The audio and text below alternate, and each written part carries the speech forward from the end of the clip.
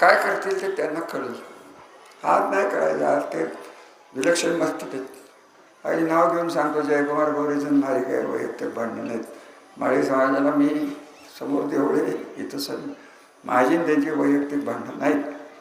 जयकुमार गोरेंचं काय त्यांच्या मनात आहे की मीच करतो सगळं. देव त्यांना सोबत द्यावं, देव त्यांना शुभेच्छा माझ्या त्यांना आहेत की मंत्री व्हा, फक्त गरिबासाठी करा, सत्तेचा वापर चांगला करा. एवढं सांगणं तर मला माझं वय वाढलेलं आहे. माझा तेवढा तर अधिकार आहे का नाही?